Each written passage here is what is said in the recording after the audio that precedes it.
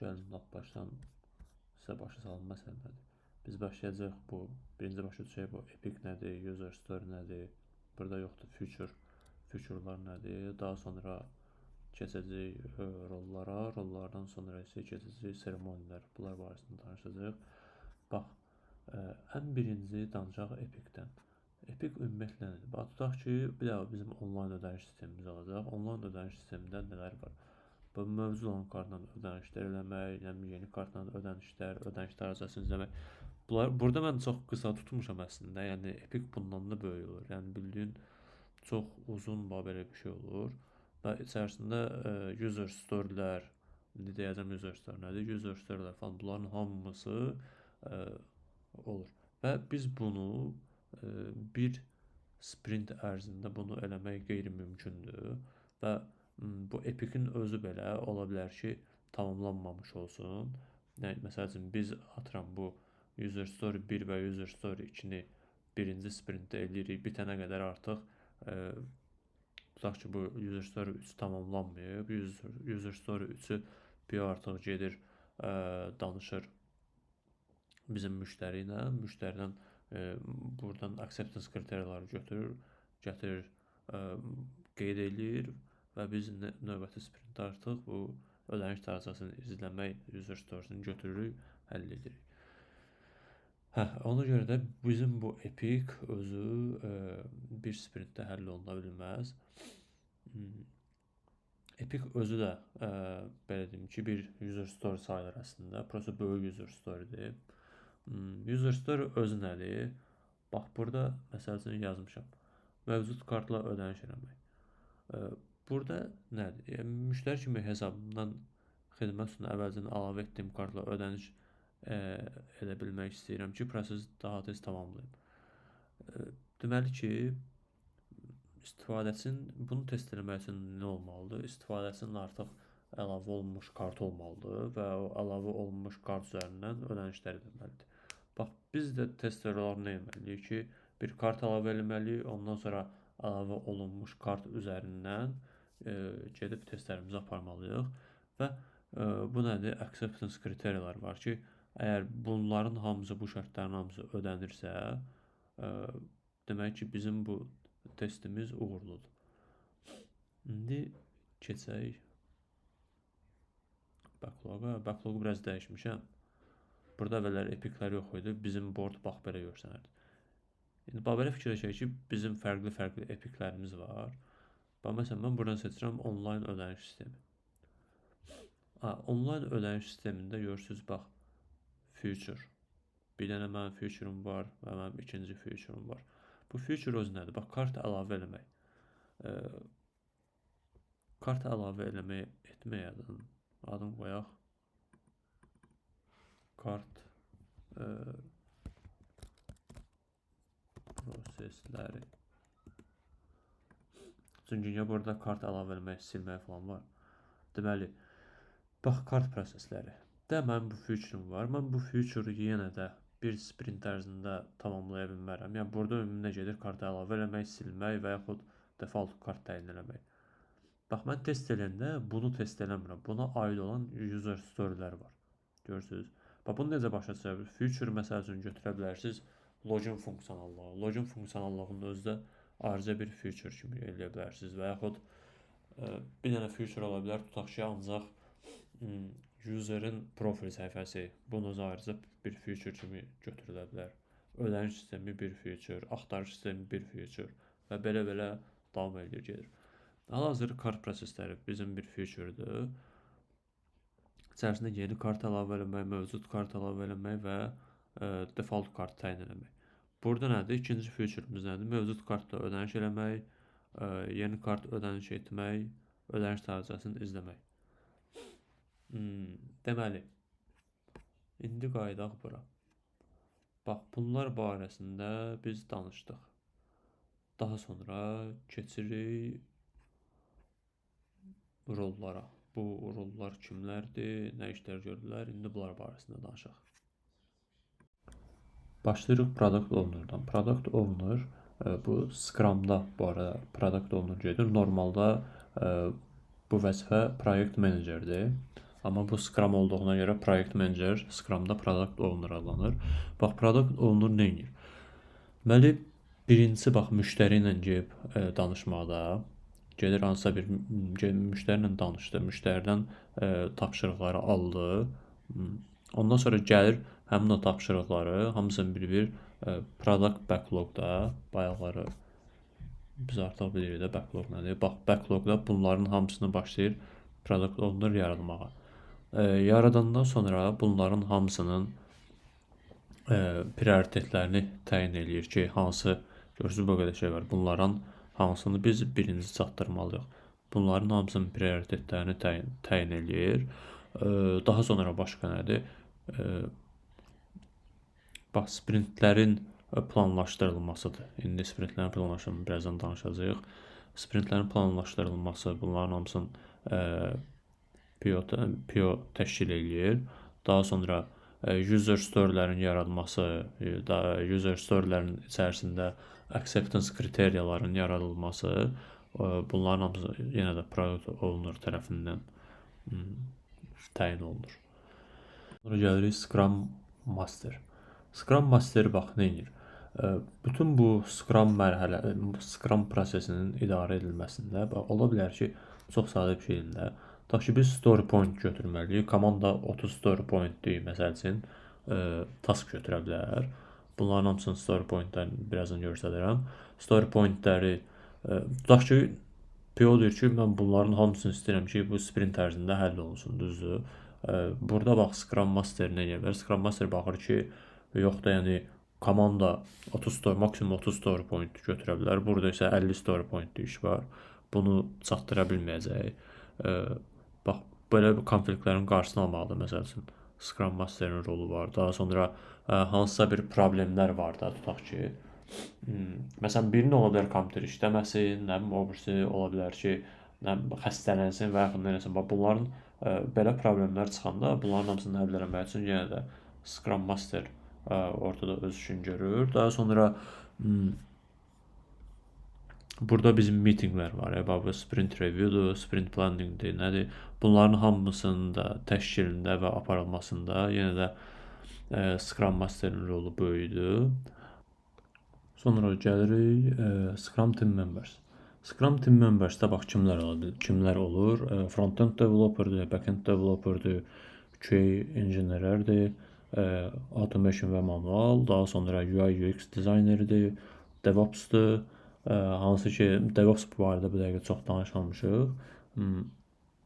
Daha sonra business analistlər var, hansı ki, onlar nə edirlər? Onlara funksionallığın tələblərini izah edirlər, amma belə deyim, daha çox da onların işi yenə də olur, product ownerlarla işləyirlər. Daha sonra gəlirik stakeholderlara. Stakeholderlar deməli kimlər ola bilər? Bax, burada müştərilər və son istifadəçiləri hansılar ki, son istifadəçilər sözünü daha çox eşidəcəksiniz, end userlər. Məsələn, mən daşı Facebookdan istifadə edirəm hal-hazırda, düzdürmü? Və yaxud hansısa bir bankın application'ını istifadə edirəm. Mən burada gedirəm son istifadəçi, yəni end user, həm də müştəri kimi sayılıram. Müştərilər ola bilir, amma bəzi hallarda, məsəl üçün, seçilmiş müştərilər vardır, tutaq ki, onları çağırırlar. Sonra ola bilər ki, biznes rəhbərlikləri dediyim, belə deyim də, o harada ki, daha çox stratejik qərarlar vermək lazımdır filan. Məsələn, bu adamlar iştirak edə bilər. Daha sonra məsələn, investorlar var. Investorlar kimdir? Hansı ki, bu application'ın yaranmasında iştirak eləyir və belə deyək də, onlardan pul ayrılırlar və həmin pullar da nə üçün istifadə olunur? Məsələn, timin yaranmasında, nə bilim, hansısa bir framework'un alınmasında belə şeylərə istifadə olunur. Onların özlərinin çünki maraqlıdır ki, onların qoyduqları pul nəyə istifadə olunur və qoyduqları pulun qarşılığında məhsul hansı yerə gəlib çatıb, yəni bu şeylər onlara da maraqlıdır. Daha sonra product owner'ın məsələn özü də bir stakeholder kimi iştirak edə bilər. Sonra ola bilər Və məsələn marketinqin özü satış tərəfdən də, satış tutaq ki, gəlir sprint reviewda satış gəlir, baxır ki, görüm mənim müştəriyə verəcəyim, göstərəcəyim məhsul necə olacaq, düzdürmü? Və bu sprint reviewda satış komandası hansısa bir aydın olmayan hissələr varsa, onları birbaşa olaraq komandadan soruşurlar, Scrum Team Members-dən soruşurlar və özlərində də belə aydınlıq yaratmaq üçün qoşula bilirlər bəzi hallarda. Daha sonra nə var? Bax, məsələn, şey var, bizdə, məsələn, bankdan danışım da, orada compliance regulator falan belə komandalar var. Onlar şeydir,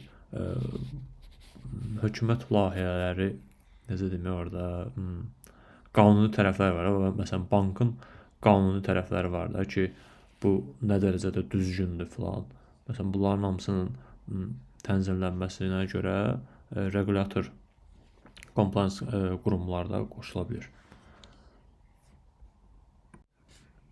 İndi isə danışaq sprint mitinqlərindən. Bizdə olacaq sprint planning mitinqləri, daha sonra daily scrumlar, sprint review və sprint retrospektiv. Deməli, sprint planningdən başlayaq. Sprint planningdə bax, nədir? Bu həftə sprintin birinci, sprint daha doğrusu başlamamış olan bir şeydir. Məsəl üçün, həftənin birinci günü bizdə sprint planningdir. Həftənin ikinci günü və yaxud da həftənin üçüncü günü başlayır sprintin özü. Ora qədər biz sprint planningdə deməli, bax, nə edirik? Birincisi, burada kimlər iştirak edir? Bax, product owner'dır, Scrum Master və bütün Scrum komandası olur. Burada stakeholderlar olmur. Deməli, bu necə baş verir? Bax, Scrum Master açır bu backlogu. Backlogu da görürsünüz, bizim şeylər var. Bax, bunların hamısını tutaq ki, yeni kart əlavə etmək. Belə açır və bütün komanda, Scrum komandası hamısı bunun üzərindən keçir. Burada məsəl üçün də bu front-end'ə aid olan hansı hissələr var, back-end'ə aid olan hansı hissələr var, onlar hamısı müəyyənləşdirilir. Əgər lazımdırsa, onlar üçün də əlavə tasklar açılır və həmin tasklar bura belə deyilmə map olunur. Bax, burada necə eləyək? Burada yoxdur hal-hazırda. Burada məsələn map eləmək olur ki, o yaradılan tasklar ümumi ki, buna aiddir. O tasklar əgər hər ikisi dan oldusa, avtomatik olaraq bu özdə dan olmuş sayılır. Bax, bunu edirlər. Daha sonra bunların, bax, planningdə nə baş verir? Bunların hamısının prioritetləşdirilməsidir. Daha sonra bu taskların neçəsinin çatdırmaq olacaq. Bunları danışmaq hamısı olur sprint planningdə. Orada daha sonra bunların hamısını eləyəndən sonra belə deyim də, tutaq ki, mən bunları atdım bura. Bu kart prosesində atıram. Kart prosesini atdım bura. Amma ki, bu task kimi həll olunmayacaq da, bayaqlar danışmışdıq. Bax, bir də mən bunu tutaq ki, start sprint eləsəm. Burada görürsünüz, sprint goal var. Sprint goal nədir? Kart prosesləri, düzdür. Yazıram ki, kart proseslərinin yekunlaşdırılması.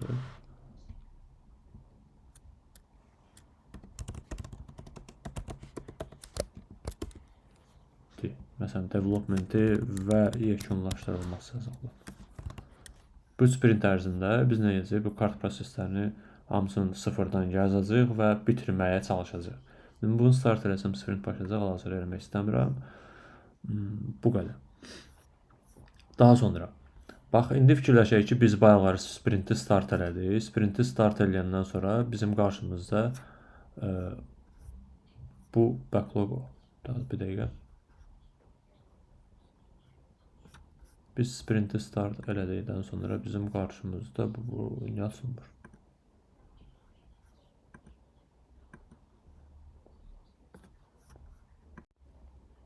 Bizim qarşımızda bax, bu board çıxır. Daha sonra bura görürsünüz daily scrum var. Məsələn, sprint başlayıb, sprint başlayanda tutaq ki, hərə bir taskın üstündə işləyir. Məsəl üçün, gəlmişəm sprintin ortasındayam, artıq bax, bunların hamısı belə olub, hərəsi bir hissədədir. Bax, belə edirəm, fərqli olsun. Məsələn, in review'da belə var.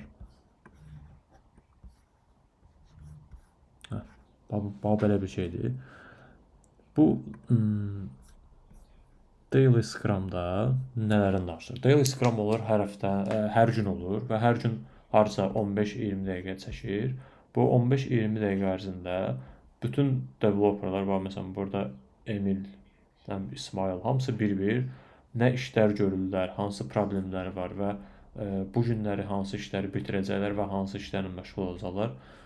Bunlar barəsində danışırlar. Daha sonra